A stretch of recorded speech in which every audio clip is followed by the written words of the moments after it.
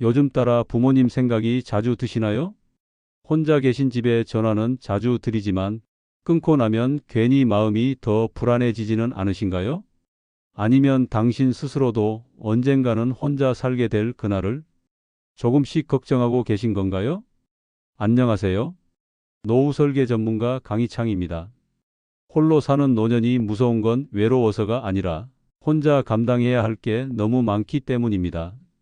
밥은 어떻게 챙겨 먹고 병원은 어디로 가고 갑자기 아프면 누구에게 연락해야 할지. 지금은 괜찮지만 괜찮지 않은 순간은 생각보다 빨리 옵니다. 오늘은 언젠간 홀로 살게 될 노년을 안전하고 행복하게 보내기 위해 지금부터 꼭 준비해야 할 5가지를 알려드립니다. 이 영상을 끝까지 보신다면 더 이상 홀로 남을 노년이 두렵지 않으실 겁니다. 하나씩 집중해서 들어주세요. 우선 홀로 지낼 노년에 꼭 준비해야 할 사항을 말씀드리기 전에 왜 지금부터 준비해야 하는지 그 이유에 대해 좀 더 자세히 말씀드리겠습니다. 혼자 사는 노년이 위험한 이유는 단순히 누군가 곁에 없기 때문만은 아닙니다. 진짜 문제는 혼자라는 구조 안에서 벌어지는 수많은 작은 문제들이 쌓여 어느 순간 통제할 수 없는 위기로 이어진다는 점입니다. 특히 고령자가 혼자 살게 되면 신체적, 정신적, 사회적 문제들이 복합적으로 얽히며 리스크가 급격히 높아집니다. 첫 번째 위험은 위기 대응 능력의 저하입니다. 젊을 때는 감기 증상이나 두통이 생겨도 직접 병원에 가고 상황 판단을 스스로 내릴 수 있습니다. 하지만 나이가 들면 단순한 감기 하나도 폐렴으로 번지기 쉬워지고 판단력도 함께 저하됩니다. 게다가 혼자 있다 보면 그 증상을 방치하게 될 가능성이 훨씬 높아집니다. 서울의 구로구에 거주하는 79세의 김모 할머니는 며칠째 식욕이 없고 체온이 평소보다 낮아졌지만 며칠 지나면 낫겠지라는 생각으로 병원을 가지 않았습니다. 그 결과 단순한 장염이 폐혈증으로 악화되었고 응급실에 도착했을 땐 이미 중증 상태였습니다. 이처럼 의사결정의 공백이 혼자 사는 노인의 건강을 위협하는 대표적 사례입니다. 두 번째는 사회적 고립과 그로 인한 정신건강 저하입니다. 혼자 사는 시간이 늘어나면 사람과의 대화, 대면 접촉이 줄어듭니다. 한국보건사회연구원의 조사에 따르면 혼자 사는 고령자의 우울감 경험 비율은 다인가구 노인보다 약 2배 이상 높습니다. 정기적으로 누군가와 이야기하는 시간 자체가 줄어들면서 사고력과 언어 능력이 퇴화되고 이는 곧 치매 발생률 증가와 직결됩니다. 실제로 서울대병원 정신건강의학과 연구진은 사회적 고립 상태에서 치매 발병 위험이 평균보다 약 40% 높아진다는 연구 결과를 발표했습니다. 그만큼 사람과의 연결은 단순한 감정 문제가 아니라 인지기능과 생존에 영향을 주는 실질적인 요인입니다. 세 번째는 생활 리듬과 건강 습관의 붕괴입니다. 혼자 생활할 경우 식사 시간을 지키지 않거나 끼니 자체를 건너뛰는 경우가 많습니다. 여기에는 귀찮음, 식욕 저하, 요리하기 어려움 등 여러 요인이 복합적으로 작용합니다. 문제는 이런 생활 리듬의 무너짐이 당뇨, 고혈압, 근육 감소로 이어진다는 점입니다. 특히 근감소증은 노인 낙상의 주요 원인이며 이는 다시 병원비 부담과 삶의 질 저하로 연결됩니다. 자신도 모르게 몸이 약해지고 있다는 사실을 인지하지 못한 채 방치되는 경우가 대부분이며 이 또한 함께 사는 사람이 없는 경우 더 쉽게 발생합니다. 노인의 하루 평균 단백질 섭취량이 권장량보다 20-30% 이상 낮다는 통계도 있습니다. 이를 보완하기 위해선 규칙적인 식사 외에도 하루 한두 번은 단백질 보충이 가능한 식품이나 음료를 준비해 두는 것이 도움이 됩니다. 네 번째는 정보 단절로 인한 제도 활용의 미흡입니다. 국가에서 제공하는 다양한 복지 서비스가 있음에도 불구하고 실제로는 많은 고령자들이 그 존재조차 모른 채 지나치는 경우가 많습니다. 예를 들어 노인 무릎 인공관절 수술 지원, 치과보철 진료비 지원, 가사 지원 서비스, 기초연금 외 부가급여 혜택 등은 대부분 신청하지 않으면 자동으로 제공되지 않습니다. 가족이나 주변에 이런 정보를 알려주고 도와줄 사람이 없다면 수십만 원에서 수백만 원 단위의 혜택을 그냥 흘려보내게 되는 셈입니다. 한 사례로 경기도 고양시에 사는 박모 씨는 만성 관절염을 앓고 있었지만 인공관절 수술에 드는 비용이 부담돼 치료를 미뤘습니다. 그런데 우연히 주민센터에서 상담을 받고 난 뒤 국비 지원으로 수술비 대부분을 해결할 수 있다는 사실을 뒤늦게 알게 되었습니다. 정보가 곧 기회이고 기회는 결국 삶의 질로 이어집니다. 혼자 살수록 몰라서 놓치는 일은 반드시 줄여야 할 부분입니다. 다섯 번째는 예상하지 못한 사고나 사망 후의 처리 문제입니다. 혼자 사는 노인의 사망이 발견되지 못한 채 방치되는 고독사는 이제 사회적 문제가 되었습니다. 서울시는 최근 고독사 위험군을 2, 3만 명 규모로 추산하고 있으며 이 중 상당수가 평소 가족과의 연락이 끊긴 상태였습니다. 고독사의 가장 큰 문제는 응급 상황 발생 시 대응할 수 있는 사람이 아무도 없다는 점이며 심지어 사망 이후에도 장기간 방치되는 경우가 있다는 것입니다. 이는 단순히 당사자의 문제가 아니라 주변 이웃과 사회 전체에 충격과 부담을 주는 일입니다. 이 모든 문제는 결국 하나로 수렴됩니다. 혼자 사는 노년은 단순한 라이프 스타일이 아니라 생존의 방식 그 자체가 완전히 달라져야 한다는 사실입니다. 혼자 살기 때문에 발생하는 구조적 위험들을 정확히 이해하고 그에 맞는 현실적 대비를 하지 않으면 평소에는 아무 문제 없어 보이다가도 어느 날 갑자기 무너질 수 있습니다.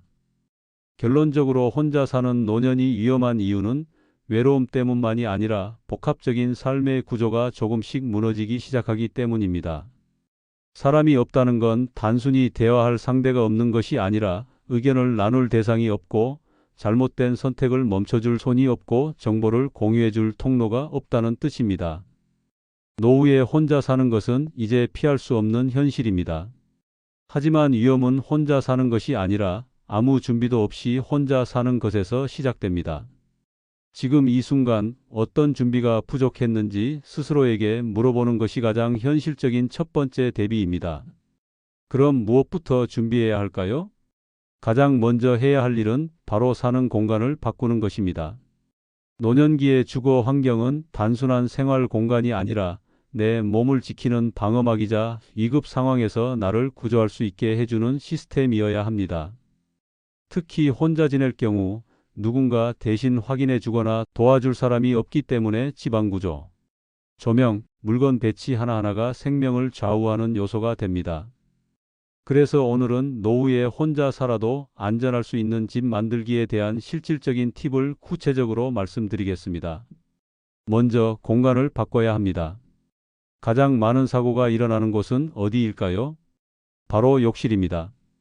한국소비자원에 따르면 고령자 가정 내 낙상 사고의 절반 이상이 욕실에서 발생한다고 합니다. 이유는 간단합니다. 물이 고여 미끄럽기 쉽고 공간이 좁으며 급하게 움직이다가 중심을 잃기 쉽기 때문입니다. 특히 밤에 화장실을 다녀올 때 어두운 환경, 젖은 바닥, 피로한 몸이 겹치면 사고로 이어지기 딱 좋은 구조가 됩니다. 이 문제를 해결하기 위한 첫 번째 방법은 욕실 바닥의 미끄럼 방지 처리입니다. 고무 재질의 미끄럼 방지 매트는 기본이고 타일 위에 부착할 수 있는 실리콘 재질의 스티커형 논슬립 제품도 시중에 2만 원에서 3만 원 사이에 다양하게 판매되고 있습니다. 또한 욕실 입구와 변기 옆, 샤워기 옆에는 반드시 고정형 손잡이를 설치하는 것이 좋습니다.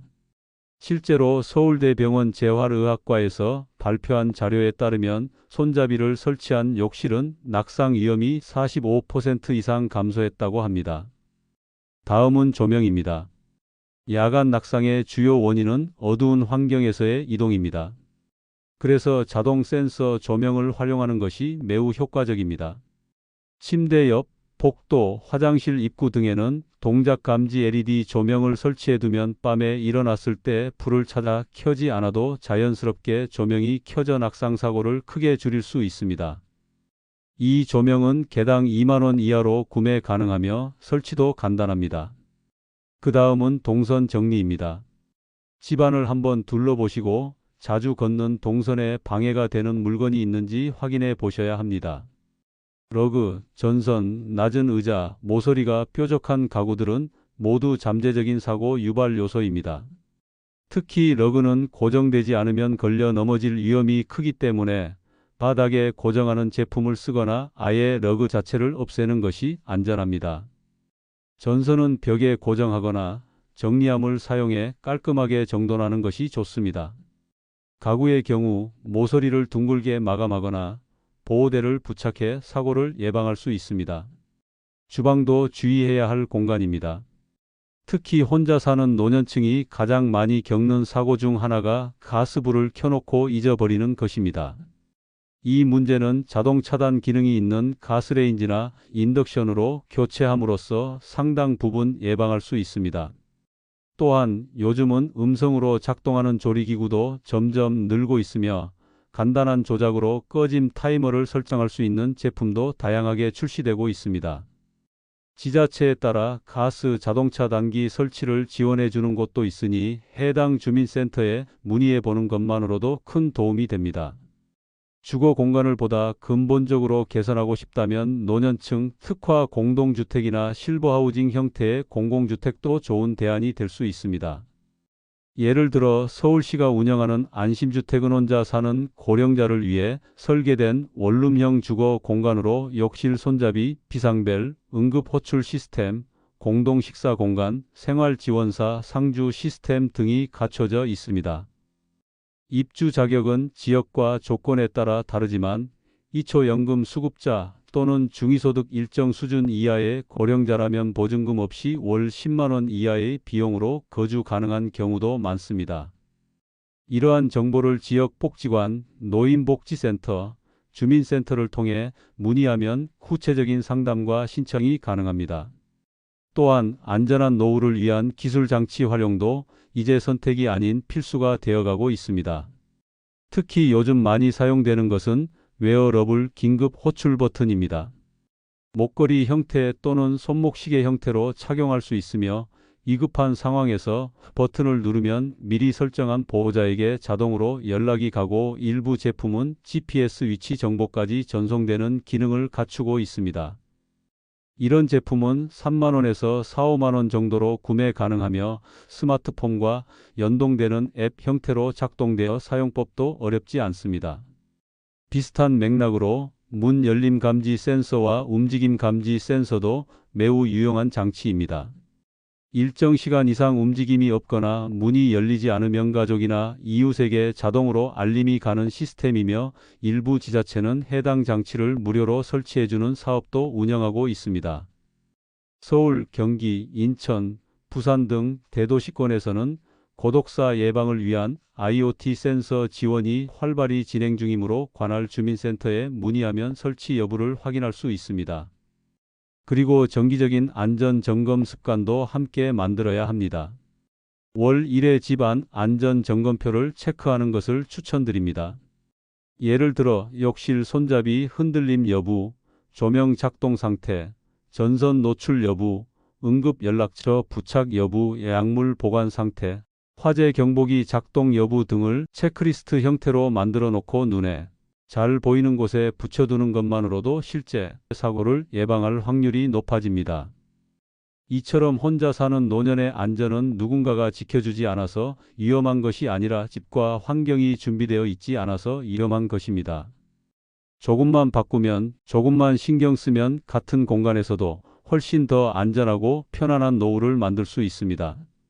당장 오늘 욕실에 손잡이가 있는지 복도에 센서 등이 켜지는지 불필요한 물건이 통로를 막고 있지는 않은지 세 가지만이라도 점검해 보시는 건 어떨까요?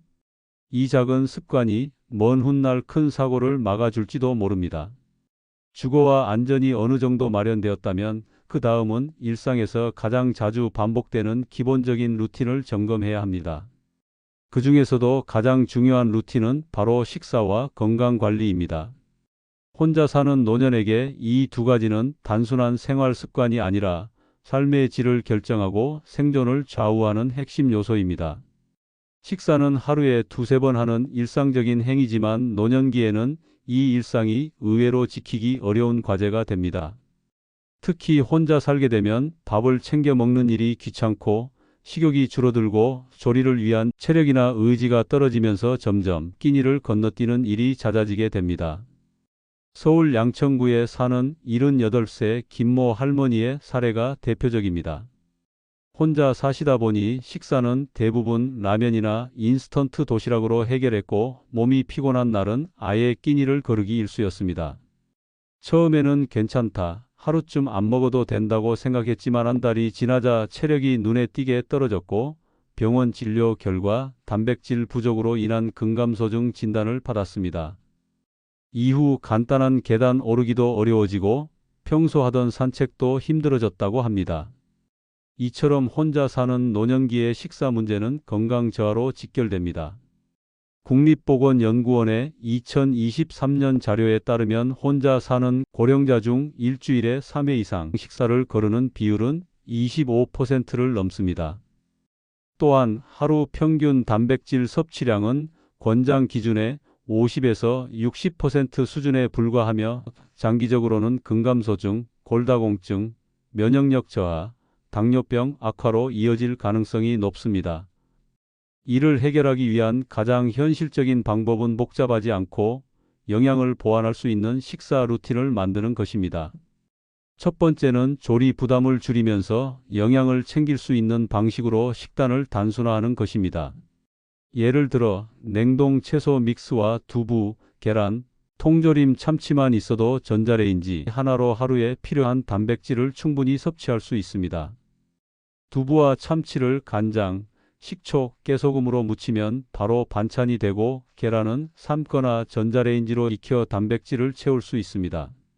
이렇게 10에서 15분 이내에 만들 수 있는 한 그릇 식단을 3가지 정도만 마련해두면 조리 부담 없이도 건강한 식사를 유지할 수 있습니다. 두 번째는 지자체와 공공기관에서 제공하는 식사 지원 제도를 적극 활용하는 것입니다. 현재 대부분의 지방자치단체는 노인 도시락 배달 서비스 또는 경로식당 공동급식 서비스를 운영 중이며 기초생활수급자나 소득 하위 기준에 해당하는 경우에는 월 1만 원에서 2만 원 수준으로 20끼에서 30끼를 지원받을 수 있습니다. 서울시의 경우 어르신 맞춤형 도시락이라는 이름으로 저염식, 당뇨식, 연식 씹기 쉬운 음식 등 개별 상태에 맞는 식단을 제공하고 있습니다. 해당 서비스는 주민센터를 통해 신청 가능하며 전국 어디서든 비슷한 프로그램이 운영되고 있으므로 확인해 보시는 것이 좋습니다. 세 번째는 노인 대상 배달 플랫폼, 실버푸드 전문몰 등을 활용하는 방법입니다. 최근에는 혼자 사는 고령층을 위한 간편식 브랜드가 다수 등장했습니다. 대표적으로는 국이나 반찬이 소분되어 있는 형태로 전자레인지나 뜨거운 물만 있으면 5분 내로 조리가 가능한 제품들입니다. 영양 성분이 표시되어 있고 대부분이 나트륨을 줄이고 식이섬유나 단백질을 강화한 설계로 되어 있어 일반 편의점 도시락보다 건강한 선택이 가능합니다. 가격은 한 끼에 5,000원에서 7,000원 수준이며 정기 배송을 신청하면 월 10만 원에서 12만 원 정도로 30끼 가량을 공급받을 수 있습니다. 건강관리도 마찬가지입니다. 식사를 잘 챙긴다고 해도 병원을 정기적으로 가지 않으면 작은 이상이 큰 질병으로 번지기 쉽습니다. 문제는 혼자 사는 노년층이 병원에 가는 일을 미루는 경우가 많다는 점입니다. 일단 귀찮고 병원에서 이상이 발견될까봐 두렵고 또 시간과 교통이 불편하다는 이유도 있습니다. 하지만 건강은 아프기 전에 점검해야 지킬 수 있습니다. 국가에서는 고령자에게 다양한 무료 또는 저비용 건강검진 프로그램을 제공하고 있습니다. 예를 들어 만 60 이상이면 2년에 한 번 무료 건강검진이 제공되며 여기에는 기본 혈압, 혈당, 콜레스테롤뿐 아니라 치매 선별검사, 골다공증 검사도 포함됩니다. 또한 특정 질환이 발견되면 지역 보건소나 지정 병원에서 연계 치료를 지원받을 수 있습니다. 이 검진은 국민건강보험공단에서 우편으로 통보하거나 홈페이지 또는 전화로 직접 예약도 가능합니다. 검사 장소는 가까운 병의원 또는 거동이 불편한 경우 보건소에서 방문 서비스를 제공하는 경우도 있습니다. 건강관리에서 또 하나 중요한 부분은 복용 중인 약에 대한 관리입니다. 혼자 살면 약 복용 시간을 놓치거나 같은 약을 중복해서 먹는 일이 빈번하게 발생합니다. 이를 방지하기 위해 최근에는 약 복용 알림 앱이나 스마트 알약통을 사용하는 분들이 늘고 있습니다. 이 장치는 정해진 시간에 알람을 울리거나 약통이 자동으로 열려 약을 꺼낼 수 있도록 도와줍니다. 가격은 기본형 기준으로 만원대에서 시작하며 스마트폰과 연동되는 제품은 2만원에서 3만원 수준입니다. 더불어 정기적으로 건강을 체크해 줄 누군가가 있다는 것도 중요합니다. 혼자 병원을 찾기 어렵거나 건강 상태가 걱정되는 분들을 위해 복지관, 지역사회 보건소, 비영리단체 등에서는 방문형 건강관리 서비스를 운영하고 있습니다. 간호사나 건강관리사가 주기적으로 집을 방문하여 혈압, 혈당, 체온 등을 체크하고 식이조절이나 운동법을 안내해주는 서비스입니다. 이 서비스는 대부분 무료로 제공되며 특히 의료 사각지대에 있는 고령자에게는 실질적인 건강지킴이가 되어줍니다. 그리고 마지막으로 꾸준히 할 수 있는 건강 루틴을 만드는 것이 핵심입니다. 예를 들어 매일 아침 10분 정도 스트레칭, 점심 식사 후 짧은 산책, 자기 전 혈압 재기 등 실행 가능한 수준의 건강 습관을 생활화하는 것입니다. 이러한 루틴은 기억력, 기분, 수면의 질, 식욕 등 모든 영역에 긍정적인 영향을 줍니다. 특히 혼자 지낼 경우 생활의 리듬이 무너지기 쉬운데 이런 작은 습관 하나하나가 정신적 안정감과 신체 건강을 동시에 잡아주는 역할을 합니다. 결국 혼자 사는 노년을 건강하게 지내기 위해 가장 중요한 건 크고 거창한 계획이 아닙니다. 오늘 하루에 식사 한 끼, 약 한 번, 검사 한 번, 걷는 시간 몇 분, 이런 사소한 일들이 쌓여서 당신의 노후를 훨씬 안정적이고 건강하게 만들어줍니다. 지금 이 순간 냉장고 안에 채소는 있는지, 다음 건강검진 예약은 언제인지, 복용 중인 약은 정리되어 있는지, 이 세 가지만 확인해 보는 것부터 시작해 보시기 바랍니다.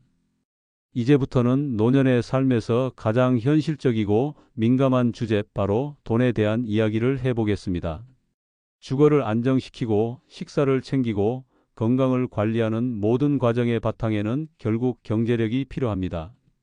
문제는 이 시기의 경제력은 더 이상 수입이 아니라 지속 가능한 자산 운용과 지원 제도 활용에 달려 있다는 점입니다. 실제로 한국노인인력개발원의 조사에 따르면 은퇴 후 혼자 사는 노년층의 월 평균 생활비는 약 110만 원에서 140만 원 사이입니다. 여기에는 식비, 주거비, 공과금, 의료비, 통신비, 여가비, 기타 생필품 비용이 포함되며 의외로 의료비와 통신비, 보험료가 생각보다 큰 비중을 차지하는 것으로 나타났습니다. 하지만 문제는 이 금액을 안정적으로 충당할 수 있는 고령자는 전체의 절반도 되지 않는다는 데 있습니다. 그렇다면 은퇴 후 수입이 줄어든 상황에서 어떻게 혼자 사는 노년의 재정을 버틸 수 있을까요? 첫 번째는 고정 수입을 확보하는 일입니다. 가장 기본적인 수단은 국민연금입니다. 국민연금공단 자료에 따르면 2024년 기준 노년층의 국민연금 평균 수령액은 약 60만 원입니다. 이 금액은 가입기간, 납입 금액에 따라 차이가 있지만 월 생활비 중 상당 부분을 차지할 수 있는 중요한 자산입니다. 다만 국민연금만으로는 생활이 어렵기 때문에 기초연금 수급 여부를 반드시 확인해야 합니다. 기초연금은 만 65세 이상 소득 인정액 기준 하위 70%에 해당하면 월 최대 32만 3천 원까지 지급되며 국민연금과 병행 수령도 가능합니다. 특히 소득이 없는 독거노인의 경우 국민연금과 기초연금을 합쳐 90만 원 안팎의 고정 수입을 확보할 수 있는 구조입니다. 이것만으로도 생활비의 60% 이상을 커버할 수 있기 때문에 기초연금 수급 여부는 반드시 주민센터에서 확인하고 신청하는 것이 좋습니다. 두 번째는 주거 관련 비용을 줄이는 방법입니다. 가장 먼저 고려할 수 있는 제도는 주택연금입니다. 주택연금은 보유한 주택을 담보로 매달 일정 금액을 연금처럼 수령하는 제도로 만 55세 이상 부부 기준 9억 원 이하의 주택 소유자라면 신청할 수 있습니다. 예를 들어 3억 원 상당의 아파트에 거주 중인 71세 김모 씨의 경우 주택연금에 가입해 매달 약 60만 원의 수령액을 받고 있습니다. 특히 주택에 거주하면서도 소유권은 유지되고 사망 시 자녀가 상속 여부를 선택할 수 있는 구조이기 때문에 자산을 유지하면서 현금 흐름을 만들 수 있는 안정적인 방법입니다. 또한 전세나 월세로 살고 있는 경우에는 주거급여 제도도 활용할 수 있습니다. 주거급여는 중위소득 46% 이하의 가구에게 월세 또는 전세금 일부를 지원해주는 제도로 독거노인의 경우 월 10만 원에서 20만 원까지 보조 가능하며 지자체별로 추가 지원이 있을 수 있습니다. 세 번째는 불필요한 지출을 줄이는 일입니다. 노년기 지출 중 대표적인 비효율 항목은 보험료, 통신비, 구독형 서비스입니다. 보험은 중복 가입이 많고 보장성 대비 보험료 부담이 큰 경우가 많습니다.